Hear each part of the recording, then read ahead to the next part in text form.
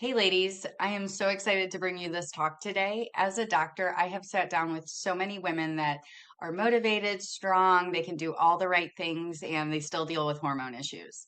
If that's you, this is the place for you. And I know that was me for a really long time. I was searching for answers, looking for anything that could help my hormones balance. And unfortunately, going to the doctor just landed me on birth control as a teenager and then through my 20s. So I finally found something that was able to help me with my hormones and something that I've been able to help a lot of patients with as well. So I'm excited to share this with you today. So let's get into it. So, what are we going to talk about? We're going to talk about the healing power of fasting. So, we're going to talk about exactly what fasting does in your body, the physiology behind it. I'm not going to get too sciencey, but we need a foundation and understanding of what's going on so that we can be more successful with what we're going to do with the fasting. We need to understand why we're different. Majority of the information out there has been made for men, and we're going to get into that. Your hormones and your cycles. There's some things that I have been sharing with my patients recently that are quite surprising to me that most women don't know about our bodies. So we're going to go through a little bit of that too. The 6 types of fasting. So, not every fast is meant for every person. So, we're going to see which one is exactly right for your body and what you can do to use it to balance your hormones. And then, most importantly, after you do fast, how do you break it? What do you eat so that you can sustain the results that you got from the fast? And then, last, we're going to go into my quick start guide, how you can get access to that. It's a 30-day plan. We'll go into that later. All right, so before we get into things, there's something I really want you to understand, and that's that fasting does not have to be a death sentence. I've had so many women that I've talked to about it, and I'm so worried I'm going to be deprived. Am I going to be hungry? My blood sugar gets low. I need to eat all of the time. I need energy. And I promise you, we will address all of those things. They are very common things that I hear, and that's okay if you feel that way. If someone told me tomorrow I have to go run a marathon, I would probably say, I'm going to die. But the awesome thing with that is you have to start somewhere. If you just start with a smaller eating window and you build, eventually you can get to longer frames of time when you're not eating. So, with that being said, something that we need to really understand is insulin and how that works in our body. Insulin is such a huge player in so many of our hormones. So, one thing that I think is really missing from this world is talking about how all of the hormones affect each other. And we're going to start with insulin. So, what is insulin? Insulin is released by your pancreas every time you eat. It's released even more when you eat carbs and sugars. So its job is to help sugar get into cells or help glucose get into cells so that your body can use it for stored energy, which that's great. It's supposed to do that. The problem is that when we don't stop eating, we keep insulin flowing through our body on a constant basis. And when we have that, we cannot burn fat. So our fat burning mode turns off, which for a lot of us, it's like, well, I cut calories, and that might help a little bit. But when you don't address the underlying hormone issue, you don't actually fix the root cause of the problem. So then we add one more layer to this. And unfortunately, our standard American diet, we're loaded with carbs and sugar. So we eat this throughout our life. And then over time, our cells become resistant to the insulin. And then our body produces more insulin, which is why we have insulin pumping through us. And okay, that's not such a bad thing. Well, actually, it is. So chronically high insulin drives systemic inflammation in our body. So it's something that it's not when you get a bruise and you become inflamed. It's when you have inflammation throughout your body causing damage to your organs. This is what can affect your mood, your skin, your libido, sex drive. It interferes with how our hormones are regulated throughout our entire body. It can even affect our brain function. And this is something that, for many of us, it can be elevated for years before we even see the signs that's going on or before we recognize the signs.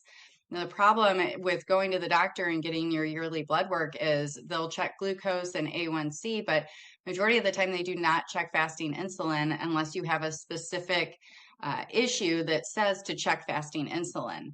And if there's anything we know about the body, it's that things can be going on underneath and we have no idea because it's not bad enough to feel it yet. But there are plenty of things we can look at across the board, like heart disease and cancer, that take years of building in us before we even feel the first signs or symptoms of them. So that's insulin in a nutshell. There's so much more that we could talk about with that. But the main thing with that is that we want to keep our insulin low. So how do we do that? Well, we're going to get into fasting. So what does fasting do for our body? I love this so much. It's just 12 to 16 hours without food. So you imagine you go to bed, let's say you go to bed at 10 o'clock, and then you don't eat until 10 o'clock the next morning. So that's a 12-hour fast right there. If you can go for 12 hours, you go from burning glucose, having that insulin high, to going to a state of ketosis where we're now burning fat for fuel. In ketosis, this is where we burn ketones, and ketones are awesome. When your body runs out of glucose, you start that fat burning, and then your liver produces ketones. Ketones aren't just fuel for the body. They do so many things. So they reduce inflammation. They're great for your muscles, heart, and liver. They produce BDNF, which is a growth factor for your brain cells. So this can actually help to decrease Alzheimer's. It helps with neuron growth in the brain and improves mental clarity, which is why so many women will say, I was dealing with this anxiety for years, and then they started fasting, and it's like something just lifts off of them. That's because of the BDNF that's being produced from the ketones. If we can get up to 17 hours, we go into a state of autophagy. And autophagy actually means self-eating, which sounds kind of gross, but this is where your body actually starts to clear out old dead proteins and cell parts that we don't need anymore. This debris is what can build and lead to things like cancer, neurodegenerative diseases, and autoimmune diseases. So when we're able to start clearing that stuff out, that's a clean slate for our body. And that's where our body is able to really start healing again. So at around 24 hours, that's when we can get into our gut reset. And this is one of my favorite ones because if you guys know me, I always say the gut is one of the foundations of everything in our health. But specifically to women, there are gut bacteria that are actually designed to clear out old estrogen and remove them from the body. If our gut is off, our body, that bacteria will not do its job. So we can't clear out old estrogen. Then we end up with a buildup of estrogen. And when there's too much estrogen relative to progesterone, that's where we come in with estrogen dominance. I'm sure if you've dealt with any hormone issues, you've run across these words before. The thing with estrogen dominance is that this leads to painful periods, fibroids, endometriosis, fibrotic breast tissue, and even an increased risk of cancer, breast cancer. So the conditions aren't random. They are totally hormone driven. So this is something that, if we are dealing with estrogen dominance, looking back at the gut and seeing what do we have going on in our gut is going to be really important. And then last, we're going to go into brain power. So like I said before, ketones are fuel for the brain with remarkable energy. And this is something that, gets bumped up even more the longer we fast. Let's look at this hour by hour. I can get my slide to move. Okay, so as we look at this hour by hour, I want you to think about what your body has been missing out on every time you eat. So what I mean by that is if we just go 4 hours without food, that's where our insulin drops. Digestion is actually complete. There's not a lot going on. But if we can continue to go, that's where at just 12 hours, ketosis turns on. We start burning that fat. Our liver's producing those ketones. Those also awesome ketones are so good for us. Hour 17, that autophagy peaks. So we get that deep cell cleansing, removing the damaged proteins. Hour 24, we get the gut reset. That's where our microbiome begins to rebalance. Inflammation starts to drop in the entire body. Inflammation is the root cause of so many things. And our gut lining actually starts to repair itself. If we can get into a 2-day fast. Now, I know that this sounds like a lot. 2 days of not eating. Oh my gosh. But like I said before, you have to start somewhere. It's just like with anything in life, we start with training wheels and you build and build. And maybe the 48-hour fast isn't for you. That's okay. Not everybody's going to be doing the exact same thing. This is why, as women, we are awesome because all of our bodies are so different and we get to customize things for us. So the dopamine reset. your dopamine receptors will start to repair and regenerate. So this is where you're going to see a complete change in your mood. You're going to have mental clarity, and even anxiety can improve. And then the 72-hour fast, that's the big one. That's where we start to activate stem cells. Old white blood cells get replaced. Your immune system fully regenerates. So if you are someone that you find that you get sick all of the time and you're doing everything else right, the 72-hour fast may be exactly what you need to get things moving in the right direction.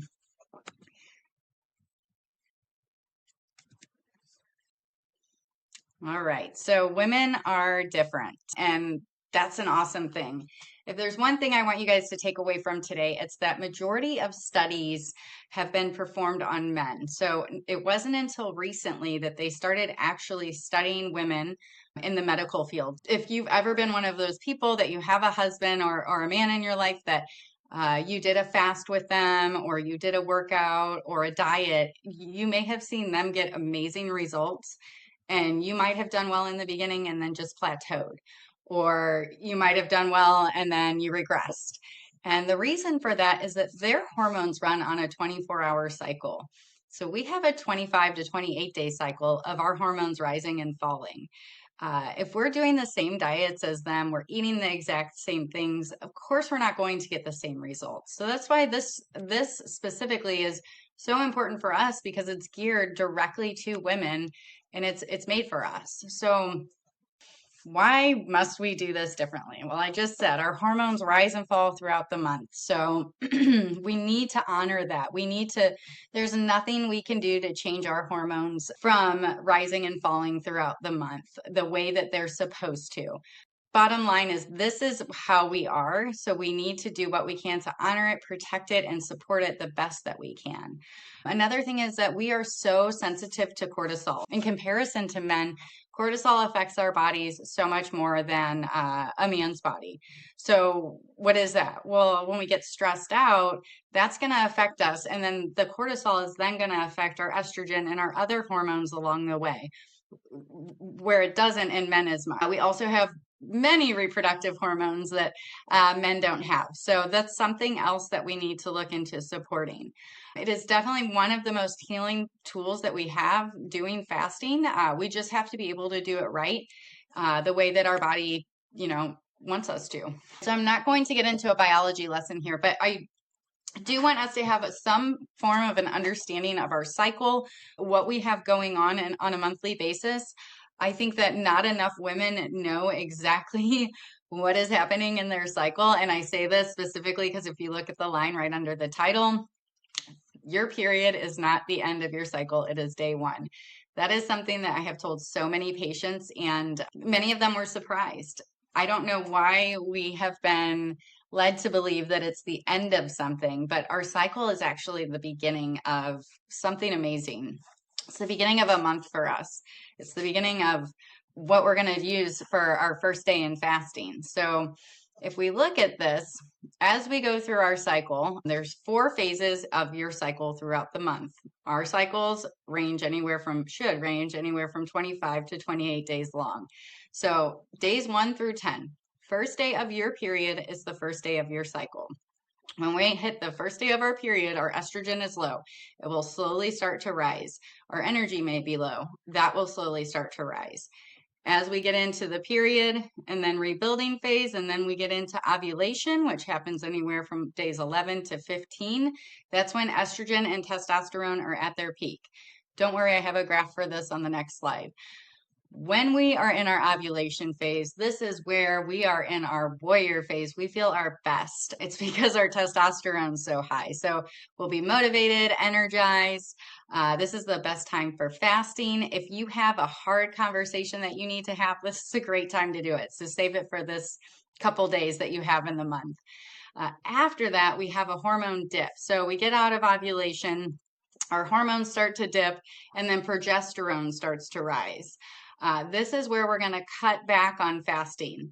And then at the end of the cycle, so days 20 through 28 is your pre-period phase. This is where your body needs nourishment. This is where your body needs rest, because you're getting ready to start this cycle all over again. So days 20 through 28, we are not going to be fasting. We're going to be giving our body a break and doing anything we can to support the upcoming period that we have coming. Next is our hormones. So I was just talking about the rise and fall of these hormones throughout our cycle.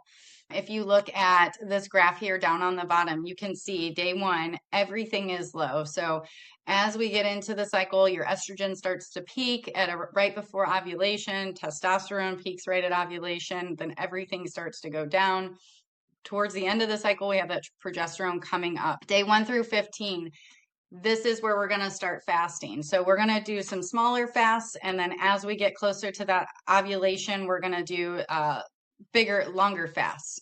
When we're in the beginning of our cycle, we push that fasting window. So that first 15 days, because we're going to build serotonin, our mood's going to be awesome. And this is a great time to do that. As progesterone has risen at the end of our cycle, we are going to do shorter fast or no fast at the end. One to support that upcoming period. And then testosterone, if we look at that, testosterone is so important because for so many of us women, it drives our energy, gives us motivation, and it's something that decreases as we age. This is something that you may need to have tested if you are over 40. If you're one of those people that you feel like you've lost your spark or your drive, it may be low testosterone, and that's definitely something that you want to get a handle on and look into, because all of these hormones are important for a healthy body. So we just talked about a lot there, right? Our cycle has 4 phases. It starts on the first day of our period. And then we just saw how our 3 different hormones of the many rise and fall throughout our cycle. So we're going to honor that rise and fall of those hormones. And we are going to have 3 cycles of our fasting. So if we look here, we can see fasting phase. That's the beginning of our period through ovulation. So days 1 through 15. This is where you're going to push your fast longer. So if you do get up to a 24-hour fast, which I would not recommend during your first month of fasting, you're going to do that in that window. This is the best time to work out hard. This is where we are burning the most fat. And then as we move out of that window, we go into the nourishing phase. So this is after ovulation where your progesterone starts to rise. We want to keep our cortisol low, so we fast less. We don't do more than a 12 to 13-hour fast. No long extended ones. We want to eat more complex carbs because we want to support that progesterone rising. We want to make sure we get good sleep, and this is a great time for lighter, gentle exercise. So as we get into the resting phase, that's the week before your period. Like I said before, progesterone's at its peak, so we do not want to fast this week.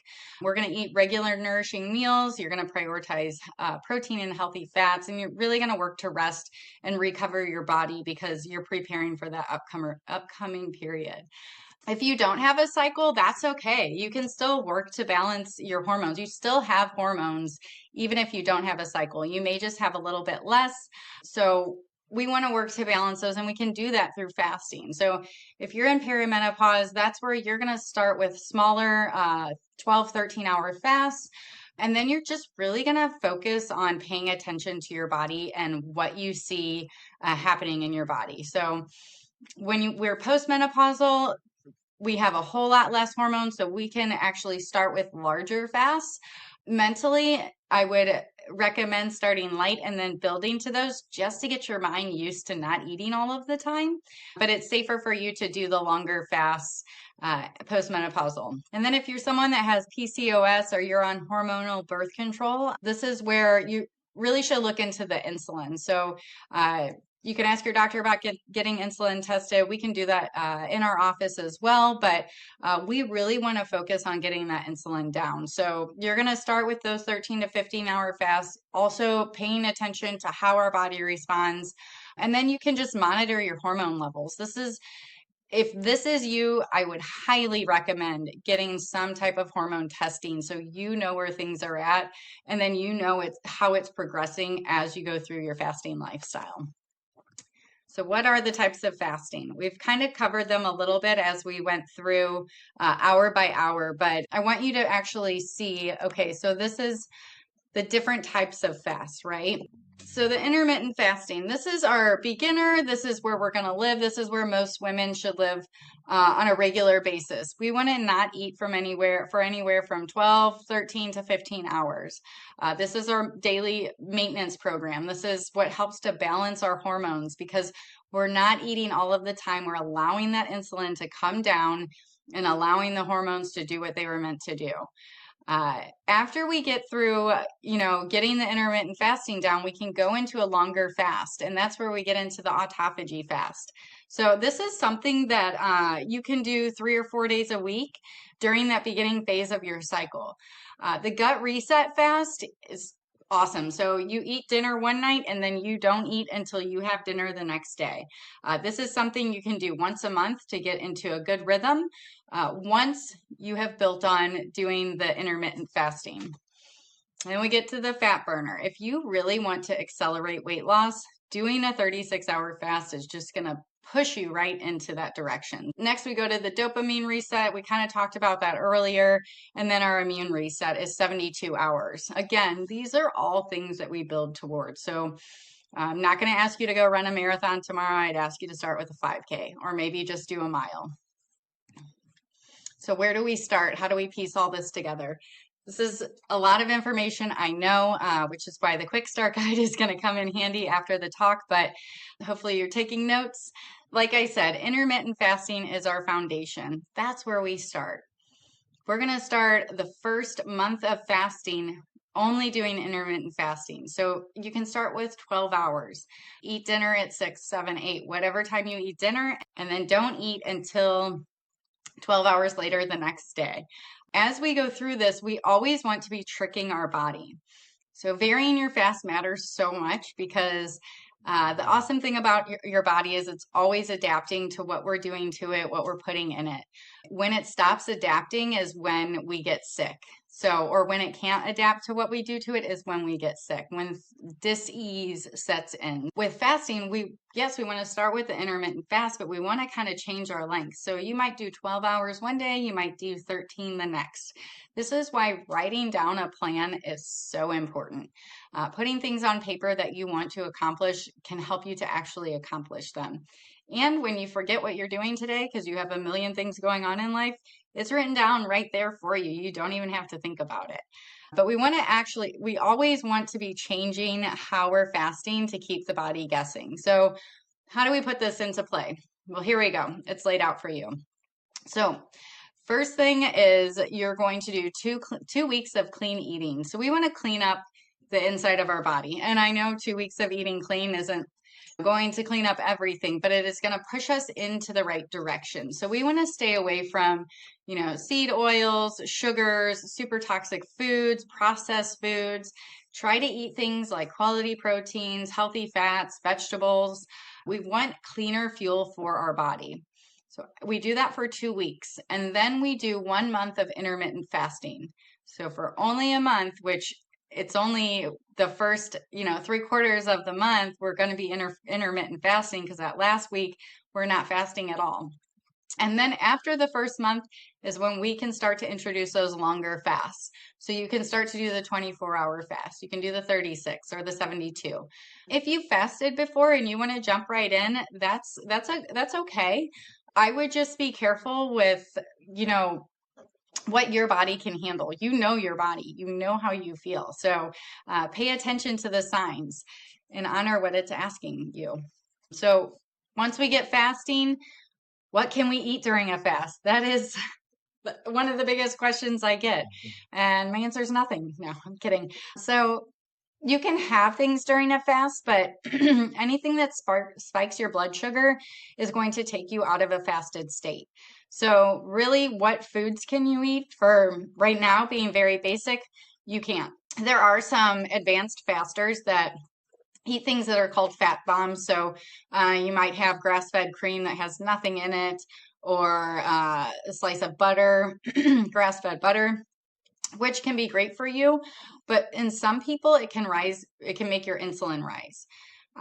So this is something, if you do get to that point of fasting where you want to add in a fat bomb, which would be good for like a 72-hour fast, That's something you can do. You just want to be monitoring your insulin to see if it changes your insulin, because everybody's microbiome is different, so everybody's going to respond differently. So to keep it very basic, we don't want any food across the board. What can we have? We can drink water, plain or sparkling. If you start to feel hungry, a really easy thing to do is to get an electrolyte pack or some salt and throw it in your water. That can help you to feel full. For the electrolyte packs, you need to make sure they do not have sugar, because we don't want to raise insulin. So I like to use Element Tea. You can use whatever brand you like. Other things we can have, black coffee or herbal tea. But with that, again, we do no cream, we do no sugar. We want to keep our insulin low so that we can stay in that fasted state. If you take supplements, you want to take them outside of your fasting window. Bone broth with protein, gum. It's crazy, gum, because that's way too long to get into why, but gum, sweetened drinks, juices, anything that is going to raise that insulin is going to take you out of a fasted state. So stay with the stuff on the right in the green.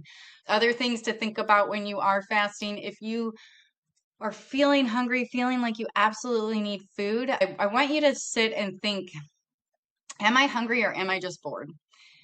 So many of us just eat because we have nothing else to do. So a good way to figure out if you are hungry or if you're bored is, I'm feeling so hungry, I need to eat. Go do something. Distract your mind. If you distract your mind and you still feel extremely hungry while you're doing something else, okay, maybe you're actually hungry. That's where we would throw in the water with the electrolytes or the salts. But you may just be bored. So you may go do something else and completely stop thinking about being hungry. And then that kind of helps get us along through another hour of the day. My thing is, when I just did a 48-hour fast, I took a nap. It helps to pass time throughout the day. If all that stuff breaks the fast, how do we actually break a fast and keep the results that we want and not reverse everything we just did? How to break your fast. So this is going to come into play when we're doing longer fasts. The longer your fast is, the more important it is that you go into eating slowly. So just think, if your stomach, your digestive system has been used to digesting food literally since you were born. Unfortunately, in this country, we are just eaters. We eat all of the time. We are finally going to give that digestive system a break. And, the same with you when you finally crash and have a break in life. We don't want to jump right into doing something crazy. So with eating, we want to ease into it slowly.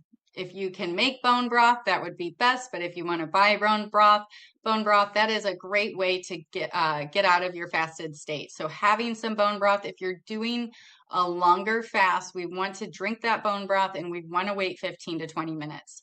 If you're in the 72-hour fast, you may need to do the bone broth and wait an hour.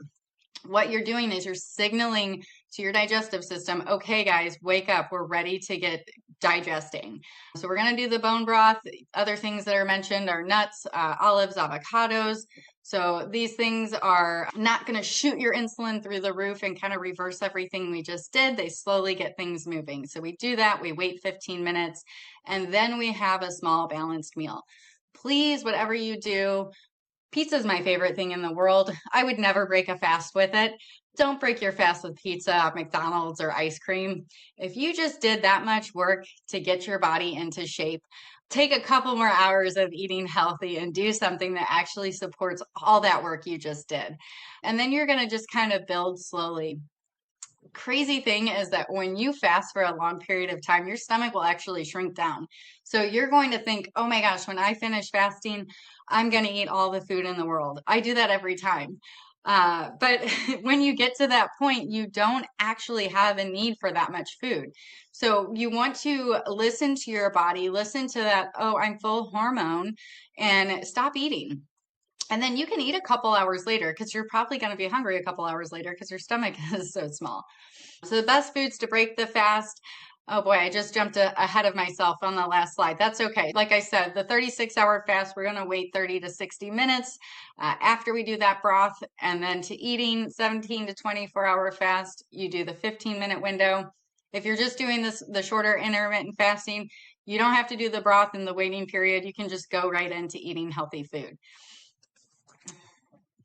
All right. So, how do we put this all together? That was so much information. I hope that you guys were able to follow along easily. I hope that you take something from this. But most importantly, if you really want to dive into fasting, get started right away or get started in a couple weeks when your period comes along, this guide is going to give you step by step what to do. So we have a fasting schedule, cycle syncing guide.